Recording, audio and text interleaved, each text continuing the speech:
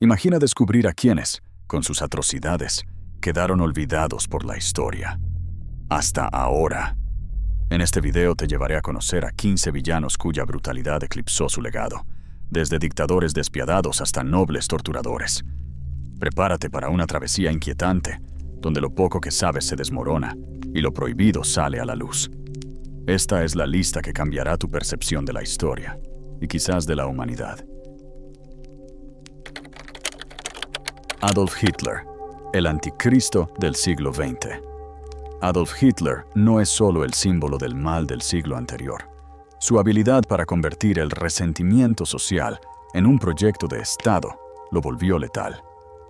Desde sus primeros discursos en cervecerías hasta los masivos mítines de Nuremberg, manejó la propaganda como un arma quirúrgica. Convirtió símbolos, consignas y el cine en herramientas de adoctrinamiento masivo, creando una identidad colectiva basada en el odio y la exclusión. Al llegar al poder en 1933, transformó la República de Weimar en un estado totalitario que impuso leyes raciales, silenció a la oposición y puso en marcha un aparato represor sin precedentes. Esta maquinaria, apoyada en la burocracia, llevó de forma planificada al exterminio sistemático de millones durante el Holocausto. Pero su legado oscuro no se limita a la guerra y el genocidio. Hitler ordenó el saqueo cultural más grande de la historia moderna, robando miles de obras de arte para destruir o exhibir en su soñado Museo de Linz, un proyecto que pretendía redefinir la cultura europea bajo su visión. Este robo no solo representó un enriquecimiento ilícito, sino un ataque directo a la memoria e identidad de pueblos enteros. La Segunda Guerra Mundial, iniciada por sus ambiciones expansionistas, dejó decenas de millones de muertos y cambió el mapa geopolítico para siempre. Su final, acorralado en un búnker de Berlín, es el colapso de un régimen que probó que la modernidad y la barbarie pueden coexistir en una maquinaria estatal perfectamente organizada y aterradoramente eficiente. Joseph Stalin, el dictador del terror silencioso. Aunque la historia suele recordar a Hitler como el epítome del mal, Joseph Stalin fue responsable de un número de muertes incluso mayor, pero con un perfil mucho más calculador y silencioso. Gobernó la Unión Soviética con puño de hierro desde mediados de la década de 1920 hasta su muerte en 1953, instaurando un régimen donde el miedo era la moneda de cambio y la obediencia ciega, la única garantía de supervivencia. Bajo su mandato, se implementaron las llamadas purgas, limpiezas políticas masivas en las que cualquiera, desde altos funcionarios hasta campesinos, podía ser acusado de traición y ejecutado o enviado a los infames gulags en Siberia. Estas prisiones de trabajos forzados se convirtieron en auténticos infiernos helados, donde millones de personas murieron de hambre, frío y agotamiento. La hambruna de 1932, conocida como el Holodomor, fue otra de las consecuencias de sus políticas. En Ucrania, millones perecieron mientras el Estado confiscaba cosechas para exportarlas, incluso cuando la población moría de inanición. Todo esto no fue producto del azar, sino de una maquinaria ideológica que anteponía el poder del Estado y su control absoluto sobre cualquier noción de humanidad. Lo perturbador de Stalin es que, a diferencia de dictadores impulsivos, él actuaba con una paciencia metódica. No necesitaba arranques públicos de violencia. Su método era mucho más frío. Crear un sistema en el que la paranoia se respiraba en cada esquina, donde nadie podía estar seguro de ver el amanecer al día siguiente. Para él, la vida humana era un recurso desechable al servicio del Estado. Pol Pot, el arquitecto del genocidio camboyano. Pol Pot, líder de los Khmer Rouge en Camboya, llevó al extremo una de las visiones más radicales y brutales del comunismo. Entre 1975 y 1979, intentó transformar por completo la sociedad camboyana en una utopía agraria, pero el precio fue uno de los genocidios más sangrientos del siglo XX. Bajo su mando, las ciudades fueron vaciadas a la fuerza, Millones de personas fueron obligadas a trabajar en campos de labor, y cualquier rastro de educación, cultura o pensamiento intelectual fue eliminado. Su objetivo era eliminar toda influencia extranjera y todo vestigio de la vida urbana. Esto significó que médicos, maestros, ingenieros e incluso personas que simplemente usaran gafas, consideradas un símbolo de intelectualidad, fueran ejecutadas. Para Pol Pot, el conocimiento era una amenaza.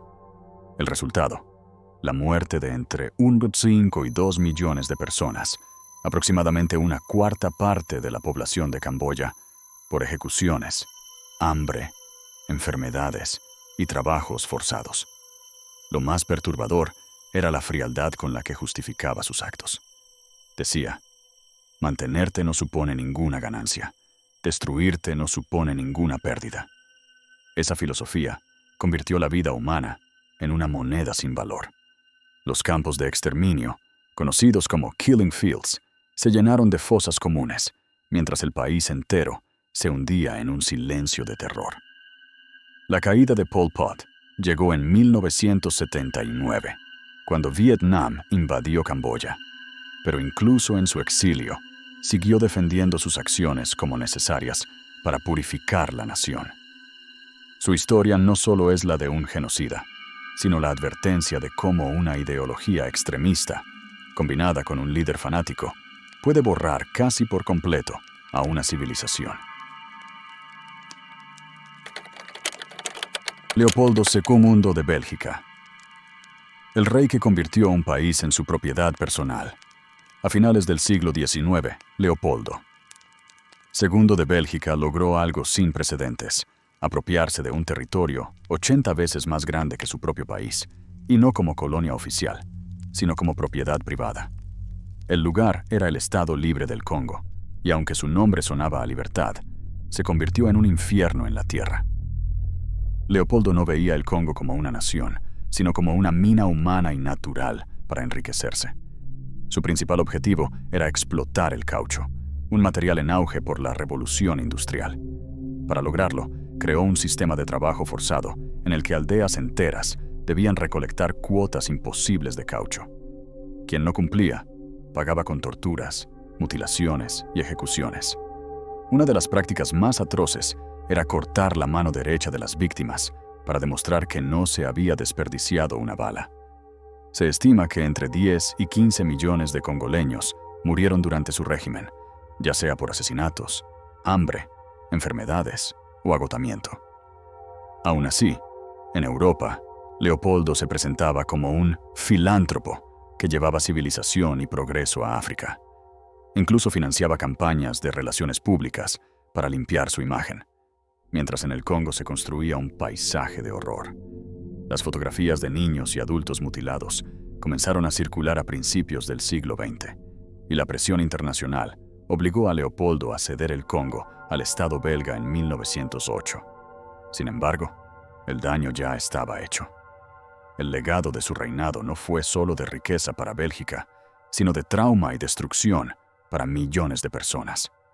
Lo más perturbador es que, a diferencia de otros dictadores, Leopoldo II nunca pisó un tribunal ni enfrentó consecuencias reales. Murió en su cama, rico y aplaudido por muchos en Europa, mientras en África quedaban cicatrices que tardarían generaciones en sanar. Idi Amin, el carnicero de Uganda. En la década de 1970, Uganda quedó bajo el control de uno de los dictadores más crueles y excéntricos de la historia, Idi Amin Dada, un militar que derrocó al gobierno en 1971 y convirtió el país en su feudo personal.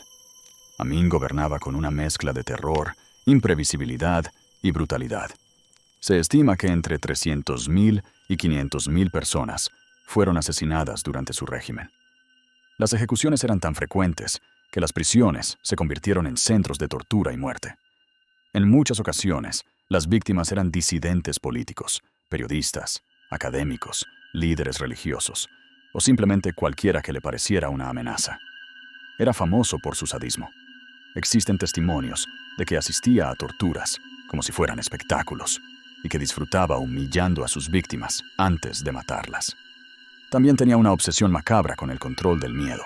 Sus propios ministros sabían que cualquier día podían desaparecer. Pero lo que más alimentó su leyenda oscura fueron los rumores y acusaciones de canibalismo. Algunos desertores de su círculo cercano afirmaron que Amin no solo mataba a sus enemigos, sino que los devoraba, y que lo hacía como un acto simbólico de poder. Aunque nunca se comprobó al 100%, Amin jamás negó del todo estas historias, lo que aumentaba el terror entre sus opositores. Además, en 1972 ordenó la expulsión de más de 50.000 asiáticos de Uganda, lo que colapsó la economía y dejó un vacío que nunca se recuperó del todo. Pese a la destrucción, Amin se veía a sí mismo como un héroe africano y cultivaba una imagen excéntrica. Se autoproclamaba Su Excelencia, Presidente Vitalicio, Mariscal de Campo Al-Hadji, Dr. Idi Amin Dada, Vice, DSO, MC, Señor de todas las bestias de la tierra y peces del mar, y conquistador del Imperio Británico en África en general y Uganda en particular. Tras ser derrocado en 1979, huyó a Libia y luego a Arabia Saudita, donde vivió cómodamente hasta su muerte en 2003. Nunca enfrentó un juicio, y sus crímenes quedaron sin castigo. Lavrenti Beria, el verdugo en la sombra de Stalin. Si Joseph Stalin fue el rostro del terror soviético, Lavrenti Pavlovich Beria fue, sin duda, su mano ejecutora más despiadada. Nacido en 1899 en la región de Abjasia, Beria ascendió de forma meteórica dentro del aparato soviético gracias a una mezcla letal de astucia política, lealtad calculada y una crueldad que incluso dentro del régimen comunista resultaba excepcional. En 1938 se convirtió en jefe del NKVD, la temida policía secreta, justo en la fase más sangrienta de las purgas estalinistas. Bajo su mando, el NKVD perfeccionó técnicas de interrogatorio y tortura que quebraban la mente y el cuerpo de los prisioneros. No se trataba solo de arrancar confesiones falsas. Beria entendía la represión como un arte, un espectáculo de terror para infundir miedo en toda la población.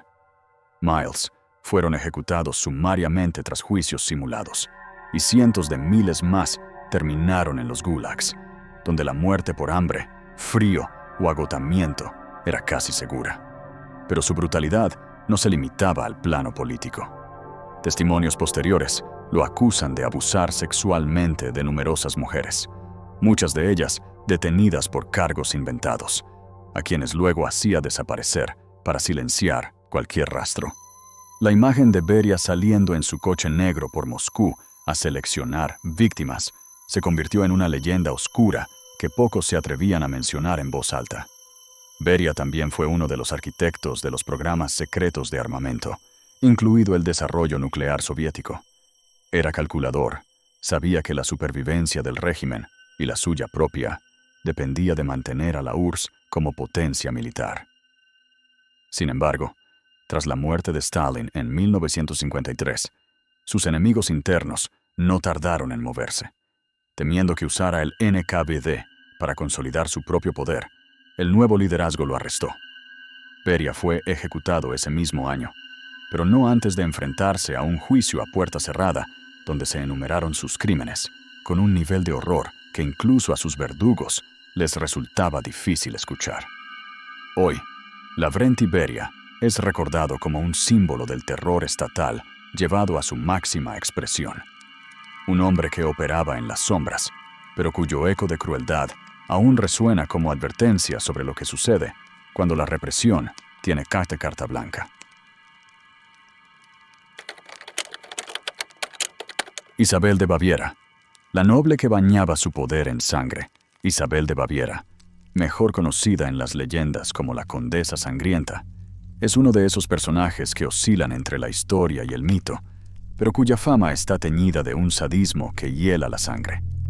Vivió entre los siglos XIV y XV, y aunque no fue juzgada oficialmente como una asesina en serie, las crónicas y rumores de la época la pintan como una aristócrata obsesionada con la juventud eterna y dispuesta a llegar a extremos inimaginables para preservarla.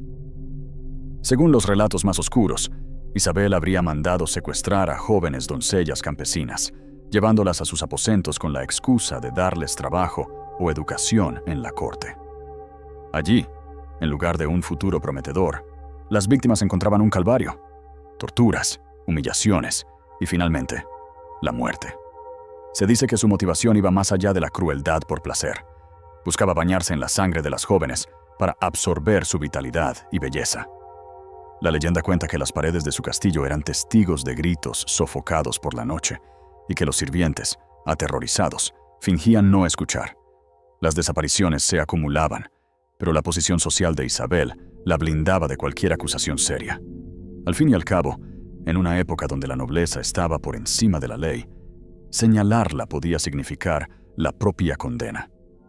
Aunque algunos historiadores actuales sugieren que estos relatos pudieron ser exageraciones creadas por sus enemigos políticos, el mito de la condesa sangrienta persistió, alimentando historias que inspiraron incluso a otros infames personajes como Elizabeth Bathory.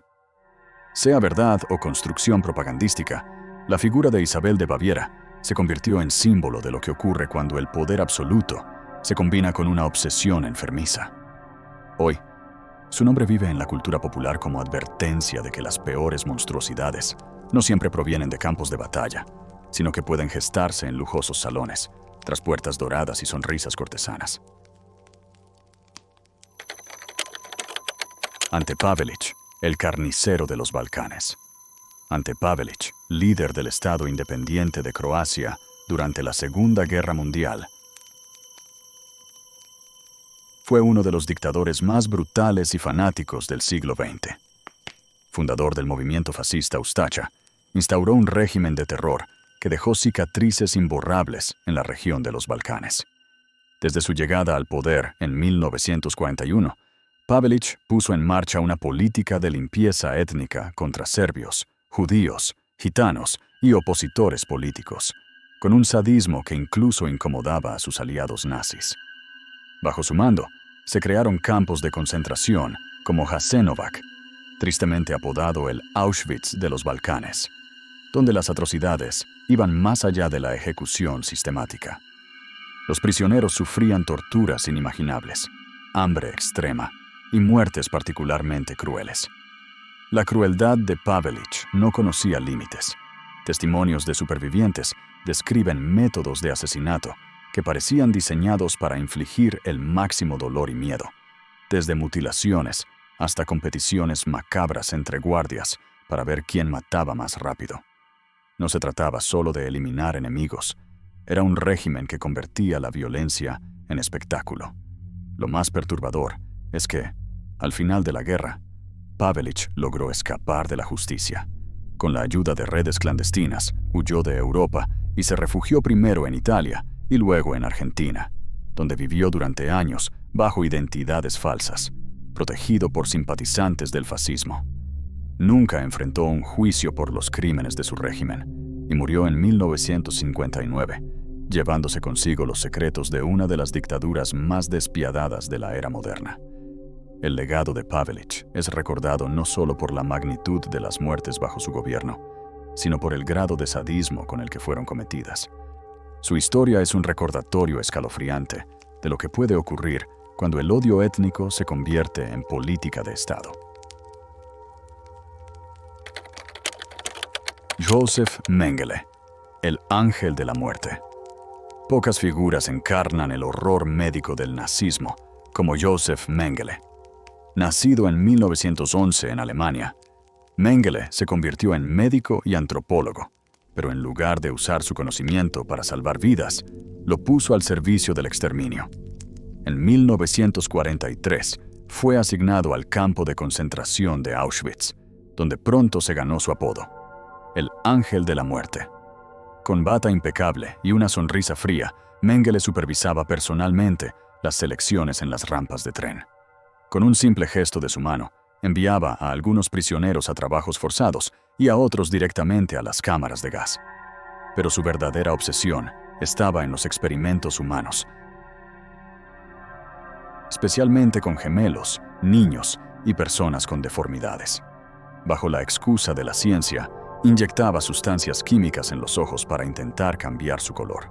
Amputaba extremidades sin anestesia y sometía a sus víctimas a infecciones deliberadas para estudiar la resistencia del cuerpo. Los gemelos eran su mayor fascinación.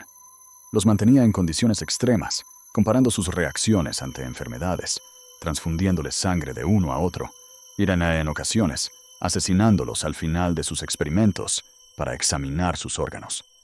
Estas prácticas no tenían valor científico real, eran actos de crueldad disfrazados de investigación. Cuando el Tercer Reich colapsó, Mengele escapó de Alemania, ocultándose en Austria e Italia antes de llegar a Sudamérica. Vivió en Paraguay y Brasil bajo identidades falsas, protegido por redes de antiguos nazis y simpatizantes. Murió en 1979, ahogado tras un accidente en la playa, sin haber respondido jamás por los miles de crímenes que cometió. El nombre de Mengele sigue siendo sinónimo de la perversión más absoluta de la ciencia, un ejemplo de cómo el conocimiento, en manos de alguien sin ética ni compasión, puede convertirse en un instrumento de tortura y genocidio. Herbert Kitchener, el precursor de los campos de concentración modernos. Herbert Kitchener, nacido en 1850 en Irlanda, es recordado por muchos como un héroe militar británico, símbolo del imperio y figura icónica de los carteles de reclutamiento de la Primera Guerra Mundial. Sin embargo, detrás de la imagen de bigote impecable y mirada firme, se esconde un capítulo oscuro y poco conocido de la historia. Su papel en la creación de los primeros campos de concentración modernos durante la Segunda Guerra de los Bóeres en Sudáfrica. Tras asumir el mando del ejército británico en la región, Kitchener se enfrentó a una guerra de guerrillas por parte de los Bóeres, colonos de origen neerlandés, que se resistían a la ocupación británica. Frustrado por la dificultad de someterlos, ideó una estrategia brutal: destruir granjas, quemar cosechas y confiscar ganado para privar a los combatientes de recursos. Pero lo más siniestro fue la decisión de deportar a mujeres, niños y ancianos a recintos cercados, los campos de concentración. Las condiciones eran inhumanas. Las tiendas de campaña no protegían del calor abrasador ni del frío nocturno. El agua era escasa y la comida insuficiente. Las enfermedades, como el sarampión y la fiebre tifoidea, se propagaban sin control. En apenas 3 años, más de 26,000 civiles, en su mayoría mujeres y niños bóeres, murieron por hambre, enfermedades o abandono. Kitchener justificaba estas medidas como una necesidad militar, pero en la práctica fueron un castigo colectivo que dejó cicatrices profundas en la región. Aunque en Gran Bretaña fue celebrado como estratega y patriota, su legado en Sudáfrica sigue marcado por estas atrocidades. Los campos de concentración que ideó sirvieron como inquietante precedente para métodos represivos que, décadas después, serían perfeccionados por regímenes totalitarios. Enver Hoxha, el dictador que aisló a toda una nación. Enver Hoxha nació en 1908 en la ciudad albanesa de Gjirokastër y llegó al poder en 1944, tras liderar a los partisanos comunistas durante la Segunda Guerra Mundial. Lo que comenzó como una promesa de liberación frente a la ocupación fascista terminó convirtiéndose en una de las dictaduras más férreas y paranoicas del siglo XX. Durante más de 4 décadas, Hoxha no solo gobernó Albania con mano de hierro, sino que la cerró por completo al mundo exterior, convirtiéndola en una especie de prisión nacional. Inspirado inicialmente por el modelo de Stalin, Hoxha instauró un régimen comunista que prohibió cualquier forma de oposición, controló todos los aspectos de la vida cotidiana y vigiló obsesivamente a sus ciudadanos. Sin embargo, su paranoia lo llevó a romper incluso con sus aliados, primero con Yugoslavia, luego con la Unión Soviética y finalmente con China, quedando Albania totalmente aislada. Convencido de que la invasión extranjera era inminente, ordenó la construcción de más de 170,000 búnkeres de hormigón repartidos por todo el país, desde playas hasta montañas. Esta obsesión militar drenó los recursos nacionales, dejando a la población en una pobreza extrema. El culto a su personalidad era obligatorio. Retratos, estatuas y discursos constantes reforzaban la imagen de Hoxha como protector de la patria, mientras miles de opositores, o sospechosos de serlo, eran ejecutados o enviados a campos de trabajo. Cuando murió en 1985, dejó tras de sí un país atrasado, empobrecido y traumatizado, con una población que había vivido bajo vigilancia constante y sin contacto con el resto del mundo. Albania tardaría décadas en recuperarse del aislamiento y el miedo sembrado por su régimen. Gilles de Rais, el noble convertido en monstruo. Gilles de Rais nació en 1405 en una de las familias más ricas y poderosas de Francia. Fue un destacado caballero y mariscal que luchó junto a Juana de Arco en la Guerra de los 100 Años, ganando fama por su valentía y lealtad en el campo de batalla. Pero tras la ejecución de Juana, su vida tomó un rumbo oscuro y siniestro que lo convertiría en una de las figuras más perturbadoras de la historia medieval. En sus vastos castillos, de Rais comenzó a llevar un estilo de vida extravagante, gastando fortunas en banquetes, obras teatrales y lujos excesivos. Pero detrás de la fachada de noble refinado se escondía un depredador. Según los juicios de la época, durante varios años secuestró, abusó y asesinó a decenas, posiblemente cientos, de niños y adolescentes, principalmente varones pobres, que eran atraídos con promesas de trabajo o comida. Los relatos de los testigos son estremecedores. Víctimas estranguladas, degolladas o desmembradas, con rituales macabros que combinaban crueldad y una aparente obsesión por la sangre. Algunos cronistas sugieren que Gilles estaba influenciado por supersticiones y prácticas esotéricas, buscando pactos para recuperar su fortuna perdida. Su caída comenzó cuando sus crímenes llamaron la atención de la Iglesia y las autoridades. En 1440 fue arrestado, juzgado y finalmente condenado por herejía, asesinato y brujería. Su ejecución por ahorcamiento y quema pública cerró uno de los capítulos más oscuros de la nobleza francesa. Hoy, Gilles de Rais es recordado como un ejemplo de cómo el poder y la riqueza, combinados con la impunidad, pueden corromper hasta lo más profundo del alma humana. Su historia, mezclando honor militar y horror indescriptible, sigue siendo una advertencia sobre los monstruos que pueden esconderse tras títulos y honores. Tamerlán, el arquitecto de torres de cráneos. Nacido en 1336 en lo que hoy es Uzbekistán, Tamerlán, también conocido como Timur, se convirtió en uno de los conquistadores más temidos de la historia. Ambicionaba revivir el imperio mongol y en el proceso extendió su dominio por Asia Central, Persia, Oriente Medio y parte de la India. Pero lo que lo distingue no es solo la magnitud de sus conquistas, sino la brutalidad con la que las llevó a cabo. Tamerlán no se limitaba a derrotar a sus enemigos. Buscaba aterrorizar a ciudades enteras antes de que siquiera pensaran en resistirse. Después de una victoria, ordenaba construir enormes torres con los cráneos de los enemigos muertos, a veces decenas de miles en una sola campaña. Se estima que sus invasiones costaron la vida de más de 17 millones de personas, una cifra que en aquel tiempo representaba una parte significativa de la población mundial. Aunque era un amante del arte y la arquitectura, embelleció su capital, Samarcanda, con monumentos imponentes. Su legado quedó marcado por un contraste espeluznante. Un mecenas refinado y, al mismo tiempo, un azote de pueblos enteros.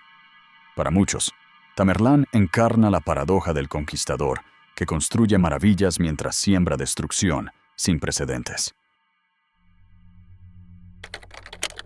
Kim Il-sung, el creador de una nación prisión. Kim Il-sung nació en 1912 y pasó de ser un joven guerrillero contra la ocupación japonesa a convertirse en el líder absoluto de Corea del Norte en 1948. Fundador del régimen más hermético y represivo del mundo, instauró un sistema de culto a la personalidad, donde su figura se veneraba como la de un semidios, presente en cada escuela, fábrica y hogar. Su gobierno se caracterizó por el control absoluto de la vida de los ciudadanos, la censura total y una red de campos de trabajo forzado, donde las personas podían ser encarceladas durante generaciones por crímenes tan simples como escuchar música extranjera. La política de autosuficiencia que impuso, llamada Juche, llevó al país a un aislamiento extremo, provocando hambrunas que costaron la vida a cientos de miles, posiblemente millones, de personas. Lo más perturbador es que su dinastía de represión no terminó con su muerte en 1994. Su hijo y luego su nieto heredaron el poder, perpetuando un sistema en el que la libertad no existe y donde la lealtad al líder se exige incluso por encima de la vida misma. Kim Il-sung no solo construyó un estado, sino una nación-prisión que aún hoy mantiene a millones de personas atrapadas en un régimen de miedo y culto al poder absoluto. Vlad el Empalador, el príncipe que inspiró a Drácula. Nacido en 1431 en Transilvania, Vlad, más conocido como Vlad el Empalador o Vlad de Drácula, fue un príncipe de Valaquia, cuya crueldad se convirtió en leyenda. Si bien su fama se amplificó con el tiempo, sus métodos brutales eran tan reales como espantosos.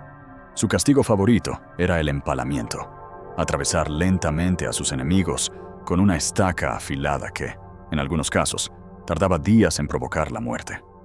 Para Vlad, esta no era solo una forma de ejecución, sino un espectáculo público y un mensaje de terror.